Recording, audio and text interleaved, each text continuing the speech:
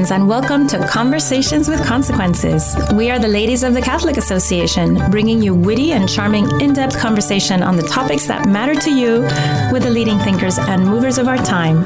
Conversations with Consequences is part of the EWTN Global Catholic Radio Network. Our radio show is always a podcast, and you can listen by going to thecatholicassociation.org/podcasts, or you can just go directly to wherever you listen to your podcasts. I'm your hostess, Dr. Grazie Christie, and thank you for joining us again this week on Conversations with Consequences. This week, we will be talking to Kay Hymowitz. She's a fellow at the Manhattan Institute and writes for City Journal, a great publication. She will be joining us to discuss her recent piece at the Institute for Family Studies entitled Still Coming Apart. It's an analysis about marriage and family and how single motherhood is too often a determinant on child success. But first, my dear TCA colleague and co-host Leigh Snead is here with me to welcome her husband Carter Snead back to the show. He's a law professor at Notre Dame University and the director of the De Nicola Center for Ethics and Culture. They have a new program there at the center called the Women and Children First Initiative, working towards a better post-Roe world.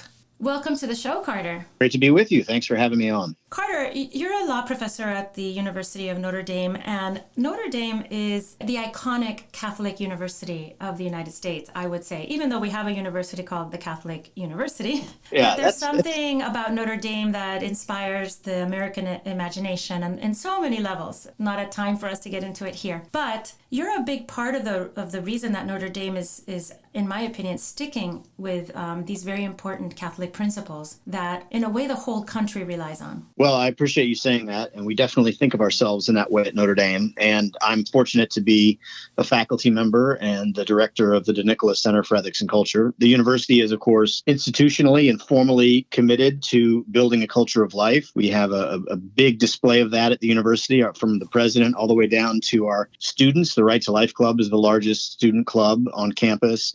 We send 1,000 kids to the March for Life in D.C. every year, including our president and other staff and faculty members. It's an honor to be there, and taking our faith seriously and our Catholic mission seriously is a big part of the University of Notre Dame. And at the De Nicola Center, we consider ourselves to be an essential engine helping the university advancing its institutional commitments in that way. Let me ask you, when I mentioned to you about the iconic character of Notre Dame and the way it keeps its Catholic principles, you immediately pivot to being pro-life. People have asked me before, many times over the course of the last years, why do Catholics concentrate so much on being pro-life? So maybe you're the perfect person to answer that. Well, it's a good question. Obviously, being pro-life is, in one way, it's the most countercultural manifestation of the Catholic Church and Catholic institutions like Notre Dame's commitment to human dignity and the common good. A lot of people, thankfully, a lot of institutions and people share the Catholic Church's commitment to caring for the stranger and the migrant or the poor or the environment or other sort of aspects of what is sometimes described as social justice. Most universities, most institutions will explain and hold themselves out as supporting those interests. And of course, we do as well. And the church does as well. But some of the things that set the church apart is its unswerving commitment to the human dignity and the intrinsic equal value of every human being, no matter who they are, no matter where they are, no matter what people think of them. And that includes the unborn child as well as her mother and family. And so I usually focus on the pro-life issue, because I think it's such a grave question. We have somewhere around 1 million abortions a year in the United States. And until recently, we're basically prohibited at the state level and the federal level, the political branches, from doing anything about it to protect unborn children and extending care and concern to their mothers as well. And if an institution is seriously Catholic, in addition to all of those other goods that I just sketched out that are shared across a wide spectrum of institutions, being pro-life, it seems to me, is a sign of contradiction. It's a sign that sets us apart. And it takes courage as an institution to be pro-life, especially in the world of elite academia. And so that is, my mind does go to that. But again, even more basically, the idea that everybody matters, everybody counts, and the weakest and most vulnerable among us, the unborn child is among the weakest and most vulnerable member of the human family. And to intentionally and systematically systematically try to create a world in which every unborn child is born and welcomed into life and cared for throughout his or her life, along with her mom and family, is a distinctive element of the church's contribution to the public square and to the public imagination. And at Notre Dame, it's something that we're proud of and I think distinguishes us from other universities and sadly from other Catholic universities, I have to say. So not to throw rocks at other Catholic institutions of higher learning or lower learning, because I think that we can also talk about high schools and even elementary schools. Why are so many institutions of Catholic learning graduating students who are passionate about the climate and passionate about social justice, but not passionate about human life and all its manifestations? Is it a lack of courage, or is it a kind of, from what your explanation is it them just going along and doing the easy things and not swimming against the culture? I think it would probably varies from place to place. For those people who are pro-life at those institutions, the failure to do that, I think, could arguably be a failure of nerve, a failure to stand up and be counted in a way that might alienate you or your colleagues from other elite institutions in the country.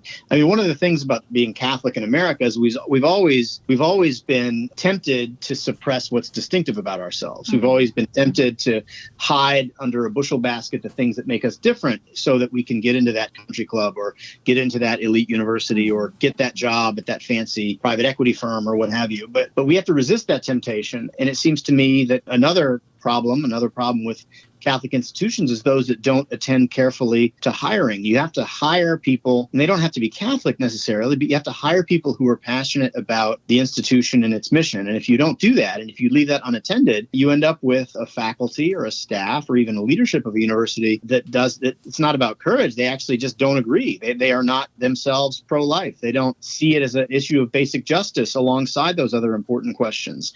And so they don't pursue those matters or teach their students to care about those things. Carter, what would you say to a criticism of Catholics that, people say, you Catholics, you spend too much time and energy on the pro-life question. There's so many other things to worry about. Why are you a single issue person?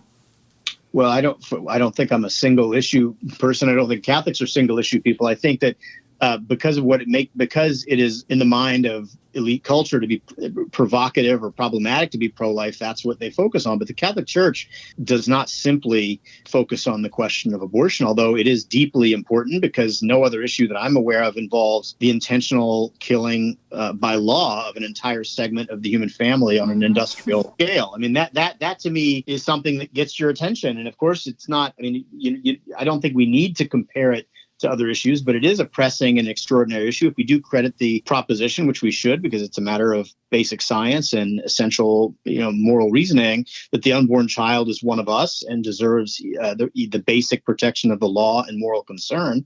The fact that until recently, the Supreme Court said our Constitution forbade us from protecting unborn children. And since 1973, there have been 63 million abortions. I'm not aware of any. I mean, it's one of the leading causes of death in America. It pits mothers against children. It deforms and corrupts the practice of medicine. It bends and corrupts our law. I mean, it's hard to see any particular issue that is as grave and as problematic as the life issue. But of course, if you look to Pope Francis, you look at the U.S. Conference of Catholic Bishops, you look at pastors and bishops and cardinals around the country, they're able to do a whole lot at once. And in fact, caring for the unborn child is part of a broader program of human dignity and the common good and has to be essential to it, without which it sure looks empty and problematic. It's a very strange thing to focus on other kinds of questions while you ignore this fundamental question.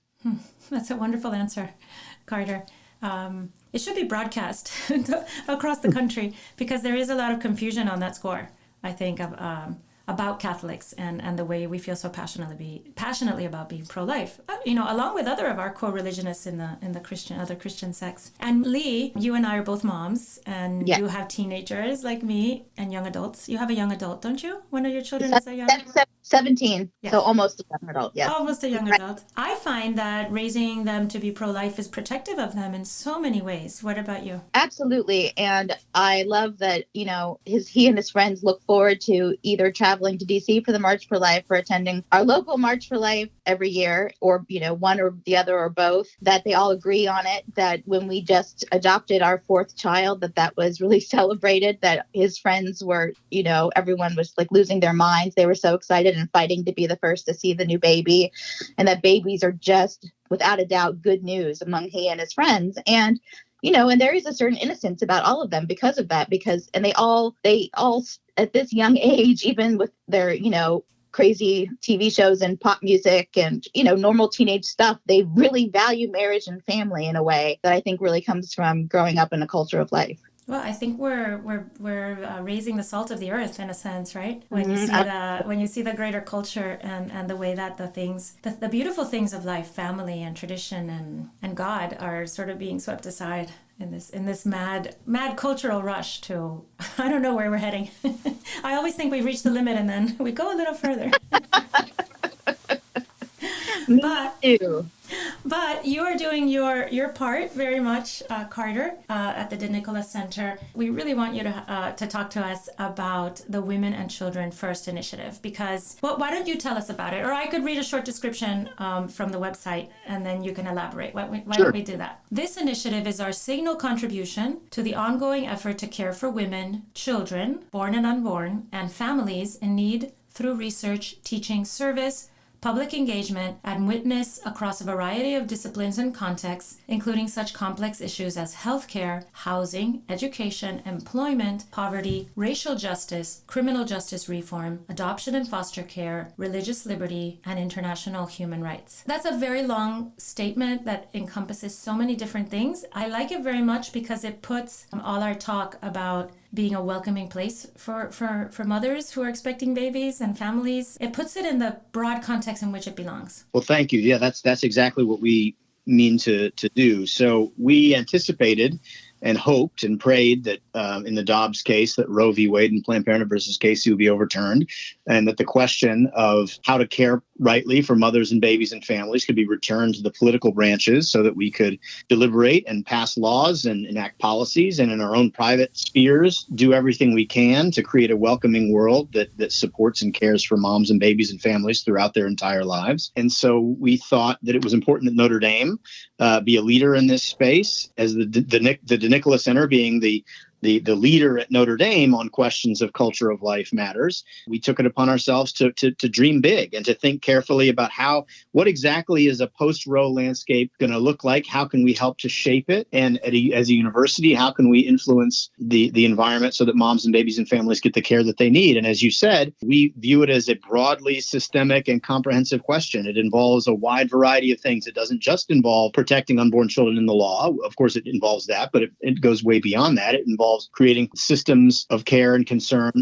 for women who experience unplanned pregnancies, to care for them before, during, and after they give birth, and to help families. And so concretely, we've begun a series of initiatives, again, connected to research and teaching and service and public witness. Our first initiative was a research study that's ongoing to study maternal group homes. We're working with a partner at Notre Dame, an excellent partner at Notre Dame, a bunch of economics professors and social scientists who are helping to conduct a study of 5 different maternal group homes in the United States and trying to figure out what practices and policies at those institutions have the highest and most positive impact for moms and babies and families.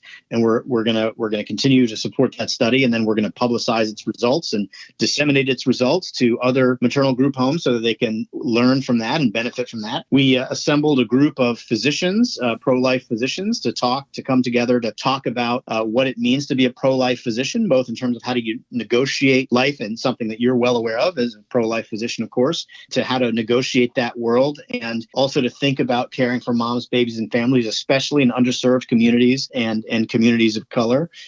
We have a legal group of legal scholars who are coming together to map out all the questions that are going to arise in the wake of Dobbs, issues that are going to come up. I actually testified in court a couple weeks ago in Kentucky in a state court hearing as an expert witness on bioethical questions. And Monique Chareau, who you might know, is an OBGYN, fantastic, brilliant woman who is a fellow at the DeNicola Center for the next 2 years. She also testified as a medical expert witness in the case, trying to defend Kentucky's pro-life laws. And then, of course, we are going to engage in more social science research, academic programming, and internship opportunities for our students, and leveraging the great asset that we have at Notre Dame, our students. We have undergraduates and graduate students at the DeNicola Center. We have 350 of them who are affiliated with the center. We call them our Soren Fellows, named for Father Soren, the founder of the university. And so we are very excited, and we're moving ahead on all those fronts. Carter, you just mentioned as part of the research arm of this initiative, the best practice research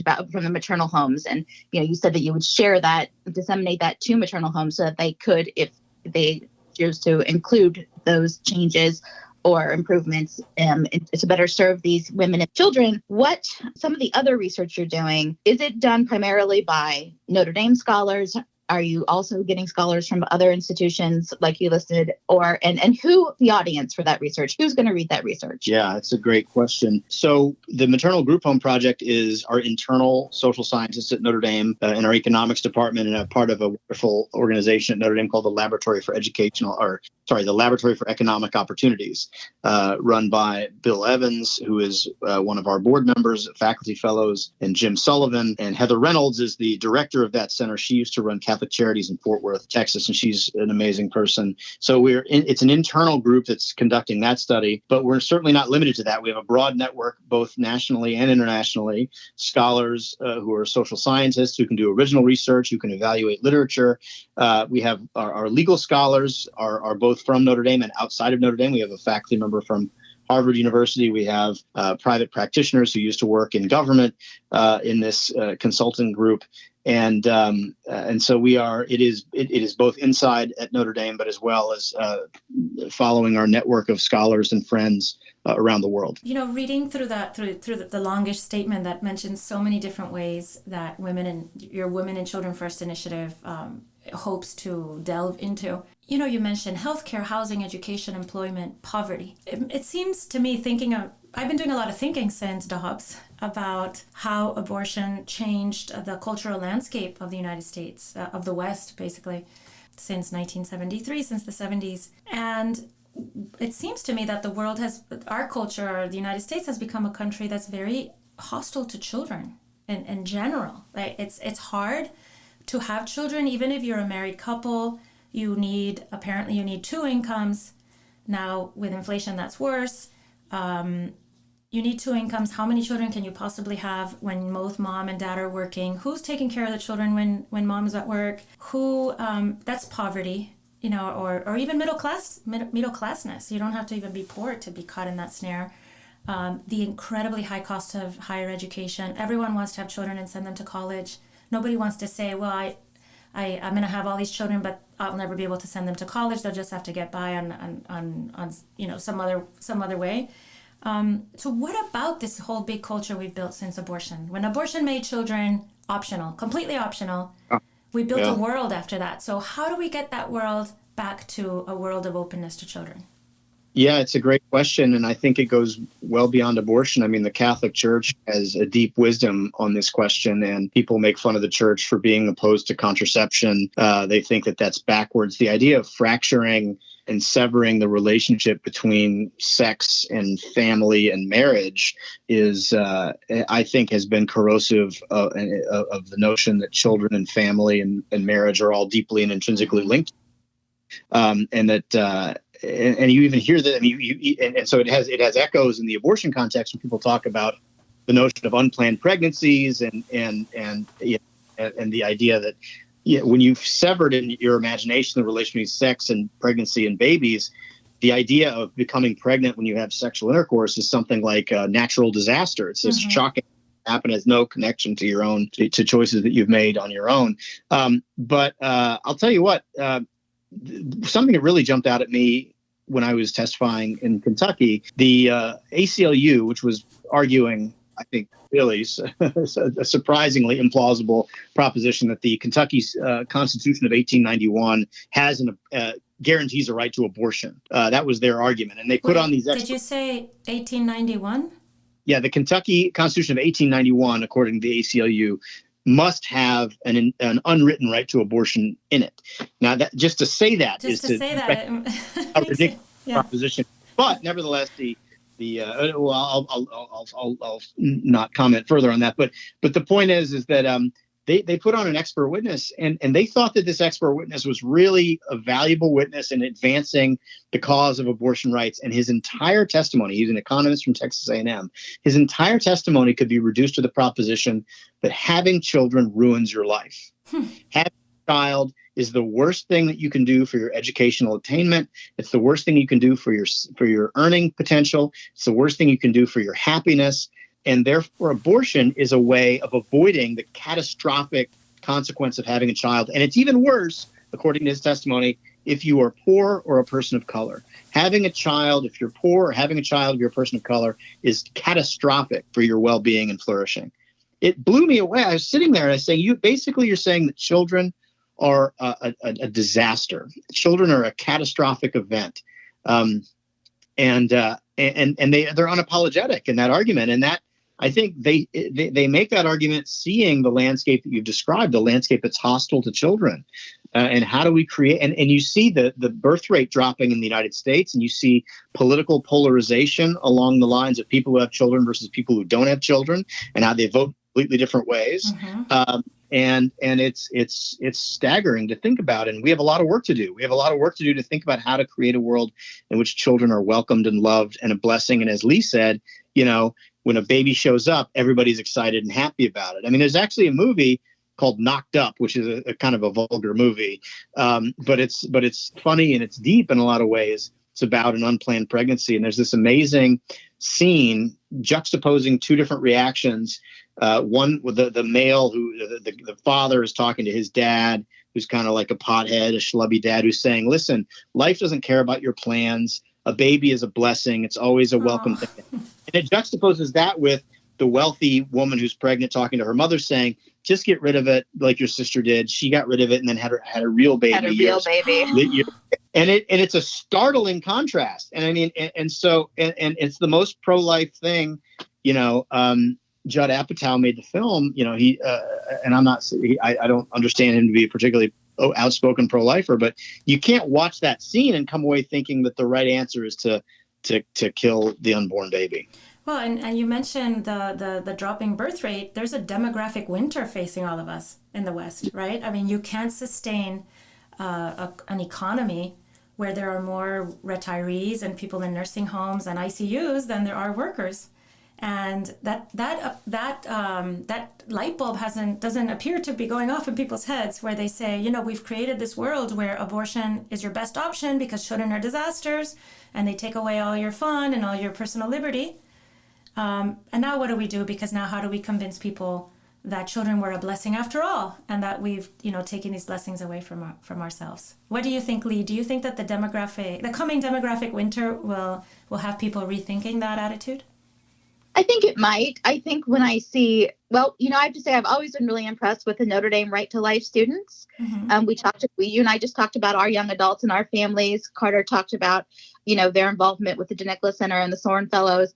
And the one thing that's really impressed me about them especially is that they make official events where they reach across the aisle to the other students on campus who really disagree with them mm-hmm. on so many ways. Even on Notre Dame's campus, there are people who are, vehemently pro-choice. And the student leadership has always been so incredible. And that they give me hope for sure that, things are changing. And I wondered, though, that made me wonder too, though, Carter, in your research and teaching and other initiatives, are you finding anybody on the other side that's going to be willing to collaborate with you to work on the things that maybe we all can agree on? Or is that a plan? Is that part of the initiative? It is part of the initiative. It is a plan. And I have reached out. And again, it's so important. It's always a good reminder that there's no substitute for friendship in trying to build a world that's welcoming to everyone. I have friends and colleagues who don't agree with me on the life issues, who nevertheless care very deeply about the poor mm-hmm. and healthcare and housing. And we do have plans to reach across the aisle, so to speak, and to contact those folks and to ask them if they're willing to partner on matters, even though we don't agree on the question of Dobbs or abortion, whether or not they're willing to come together to try to find some sort of solution to moms who need housing or healthcare or employment or addiction recovery, these kinds of questions. The questions of racial justice and criminal justice reform, which obviously feed into this issue, are hopefully we can find some people who are willing to make common cause. And there are people that I care about very deeply that I'm optimistic will work with us, and we will certainly let you know as soon as we move to that phase of the project. Carter, how can people learn more about the Women and Children First initiative, and is there any way for them to participate or to support it? Tell us about that. They should go to our website at ethicscenter.nd.edu, and they can contact us by email. The person so we have several wonderful people who are working on this project, and I would suggest that if they want to get involved, they should reach out to our Culture of Life program manager, who is the wonderful Petra Farrell is her name. She runs all of our Culture of Life stuff, not just this. And her email address is WFARREL1, that's the number 1, at nd.edu. That's WFARREL1 at nd.edu, 2 R's. And she will help to get folks involved. I want to get in on that pro-life doctor thing. I'm going to send her an email myself. Sure, that's fantastic. We'd love to have you on that. Well, it's time to go, but before we stop, I want to congratulate both of you. And on behalf of all our listeners, this is the first time Leigh has been on since the new baby. Carter and Leigh, you mentioned it or I wouldn't be bringing it up, but Carter and Leigh adopted a beautiful baby boy. How long ago? Tell me. Just turned 4 months yesterday. Oh. So, yeah. Yep. Well, I know what that's like. It's about as cool and beautiful and gorgeous a thing as can happen to a family is to bring a new baby home, especially a baby that somehow miraculously becomes yours without the benefit of biology.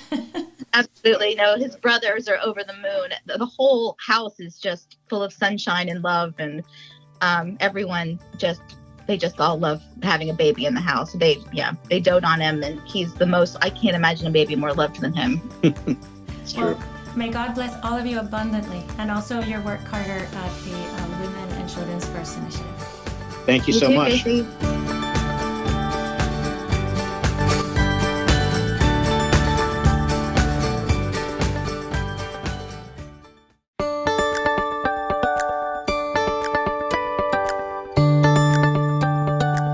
Welcome back to Conversations with Consequences. I'm your hostess, Dr. Grazie Christie, and my next guest is Kay Hymowitz. She is the William E. Simon Fellow at the Manhattan Institute, and she's also a contributing editor at City Journal, a really wonderful publication. You can also catch her work at the Institute for Family Studies, where she wrote a really wonderful piece recently on the 14th of this month, asking the question, has marriage become irrelevant to the lower middle class and to women's decisions about childbearing? We've asked her to talk to us about that component, the component of marriage as a requirement for childbearing, and what does it mean for America that single motherhood is becoming more and more accepted and more the norm. Welcome to the show, Kay. Oh, well, thank you, Gracie, for having me.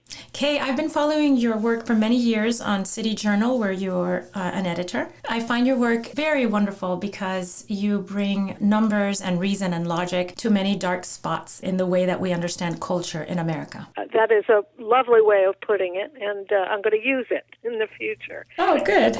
You know, some of the things you write about, you write a lot about fathers in the home, for instance, something that we're very interested in here. The future of a world without family, as it seems the direction that we're going in. And you talk about these things and you write about them, and these are difficult topics because many times when we hold up one kind of model as being a more successful model, people say that we're being discriminatory or asking for things from people that they can't possibly achieve. Do you get this criticism sometimes? Oh, definitely. And I think that viewpoint lies behind a lot of the pushback to the undoubtedly true, unquestionable data that we now have about the effect of family breakdown on children. And as I've written about more recently, the effect that it's had on the country as a whole when it comes to poverty and inequality. Mm-hmm. I'm sure we'll be talking about that some more. Yes, because these, to many people, these seem like intractable problems that have happened. Sort of a tsunami has taken over the United States, as though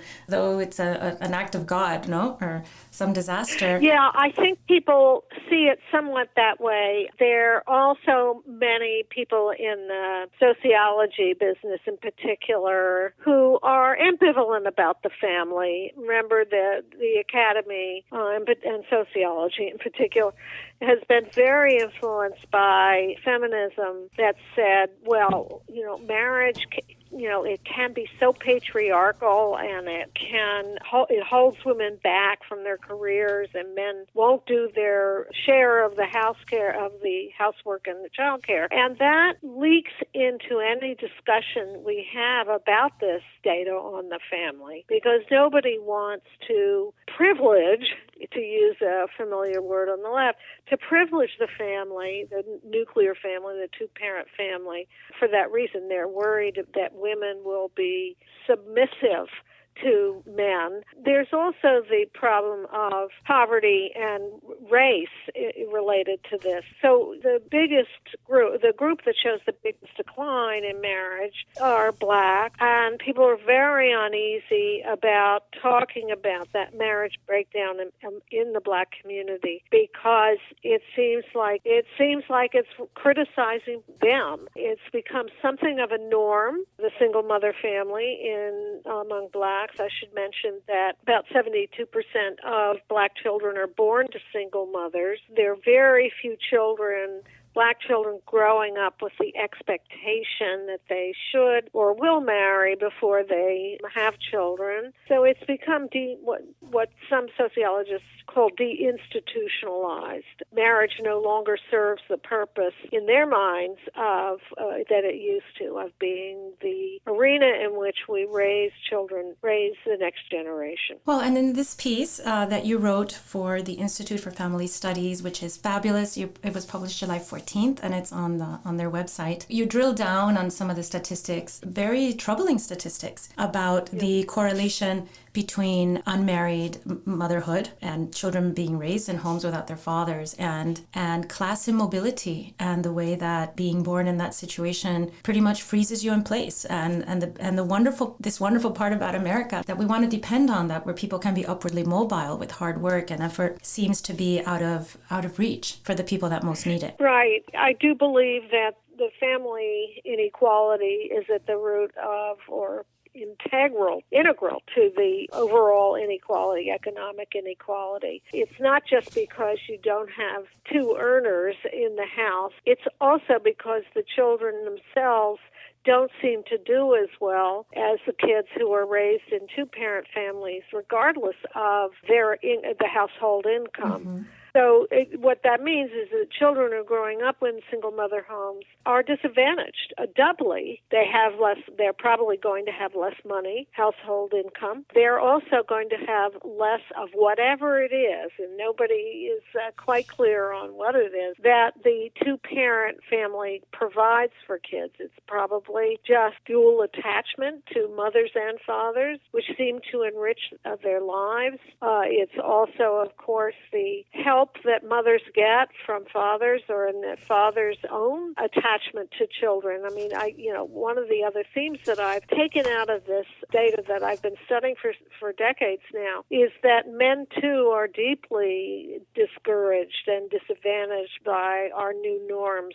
of single mother family, because they no longer have an important role to play within the family, or at least they see it that way often, because women seem to be saying they can do it themselves, and they don't want to be tied down to a man who is doesn't have a steady job. There are real economic reasons behind this. One of the things that I should acknowledge here is in agreement with a lot of the more progressive thinkers on this issue is that there has been a huge shift in the economy so that men, particularly working class men, no longer have such an advantage, an economic advantage over working class women. In fact, it can be quite the opposite. So that they are far less, the term that's often used, they're far less marriageable. Women, despite years of feminism, women still want to marry men who make more money, or at least as much money than they do. It may seem retrograde and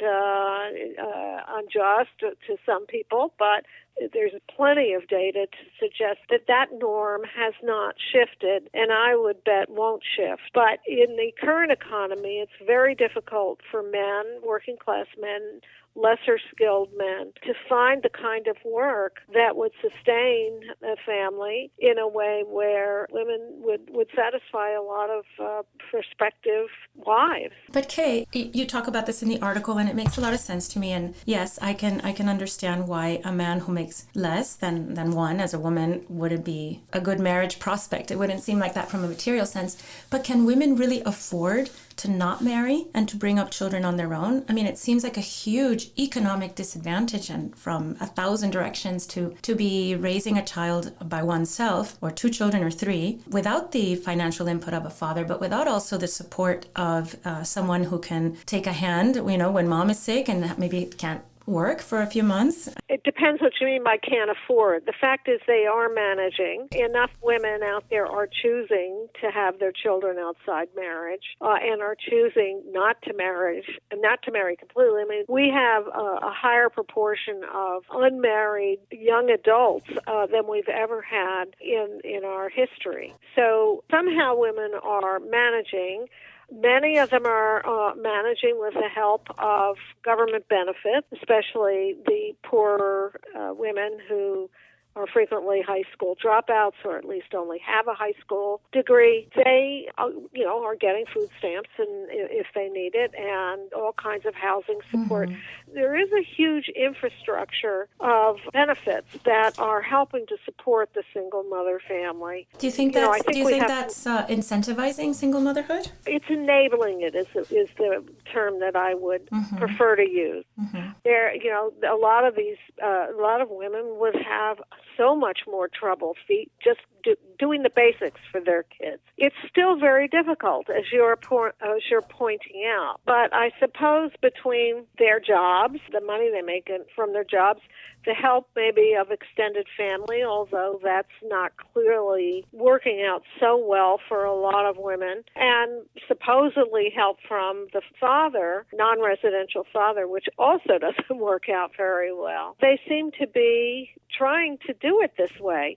I guess they would prefer to have a father in the house for their child, many of them, but not the men that they've been consorting with and that they're likely to see as suitable husbands. So you go through the economic reasons in your piece about why women might not be choosing to marry before they have children, or in order to have children, but you also conclude that there are social, cultural reasons for the abandonment of marriage. And to me that seems very, very, very true. And it must be something, I think it's something that we all ought to consider very carefully as we make decisions together for our culture. So There's no question that the attitudes or the value attached to marriage and two-parent homes declined after the 1970s. That's when the divorce rate went up by a huge amount, and we started to see more single-parent families due to divorce. Now what we're seeing is a larger percentage of single-parent families due to non-marriage. That is, the women who are having children, raising children alone, most of them have never been married, which suggests a change in attitude. And that's what we do know to be true. What we've done is normalized single parenthood. And I don't mean that we should, I'm not taking from this that we should be stigmatizing or, branding somebody with a scarlet A, but we have to consider what it means to be raising a generation after generation of children to assume that single parenthood is just fine and dandy when we know that it is the second best, or at the very least, second best, and not good for the next generation. Now, what I think probably happened when we look at the history over the last decades is that it was originally a large measure an economic decision. The men just were not, as I said before, marriageable. But I think by this point, it has become the norm. It has become an acceptable norm, and it is no longer just an economic decision. Mm-hmm. And this seems to have tragic consequences for the future of our country in general. You mentioned something in your piece that I found very interesting, and you said immigrant parents are generally more likely to be married than American-born parents. Yes. That to me is a very interesting statistical point. I'm the child of immigrants. My parents had just immigrated here from Cuba when I was born, and things were extremely difficult for them. And they married and had and raised a great family, and we all did great, and we had that upward mobility opportunity that America afforded us. But I do believe it's because my parents were married. My mother could never have managed to put us all through school by herself, or been able to raise my brothers by herself without a fatherly influence. Right. So, yes. How old are you, Gracie? I'm 53. Yes. So in your generation, that it was still what people did. Mm-hmm. And among most immigrants are coming from cultures where marriage is still much more normalized than it is in the U.S. right now. Even, a lot of people, when we begin to talk about this, say, well, look, non-marriage is very common in, let's say, the Scandinavian countries, which is true, but they have replaced marriage with a pretty stable and long-term cohabitation. Mm. That is, there's never been an official ceremony, but people are expected to stay together when they have children, and that is no longer the case in our culture. We have the highest rate of single motherhood in I believe in the world. There may be there may be one country in Eastern Europe that has higher, but we are the highest certainly in the West, and certainly in the rich world. And we are not doing a good job in creating the environment, the culture that will sustain upward mobility, as you're pointing out. And I worry that a lot of these children of immigrants who are growing up with two parents will become accustomed to the idea that single motherhood is another choice that they can take. And people don't realize how much norms really guide people's partnering choices. And this is not just a personal choice. It is a choice that is enabled by the society, by the social system around us.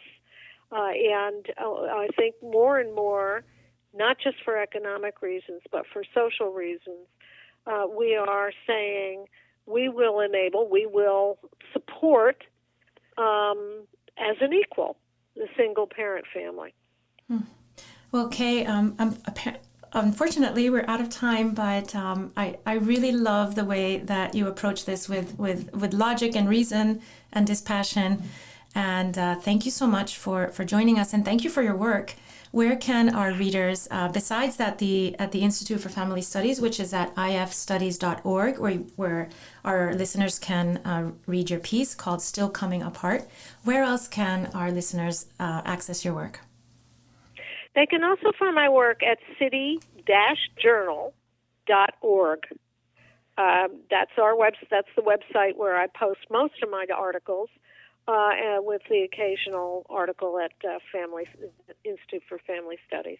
Oh, well, wonderful. And I'm a devoted reader of City Journal, and I've learned so much knowledge and wisdom from that site. So thank you very much again for joining us, Kay. Thank you. Every morning, the Catholic Association reviews all the latest news and sends our subscribers a carefully curated collection of the most important news of the day. Items are specifically selected for a smart Catholic audience like you. Don't let the world take you by surprise. Subscribe to our daily media roundup at thecatholicAssociation.org. And now, Father Roger Landry offers us, as is customary, a short and inspiring homily to prepare us for this Sunday's Gospel. This is Father Roger Landry, and it's a joy for me to be with you as we enter into the consequential conversation the risen Lord Jesus wants to have with each of us this Sunday, where Jesus will get right to the heart of one of the most important questions any human being needs to answer.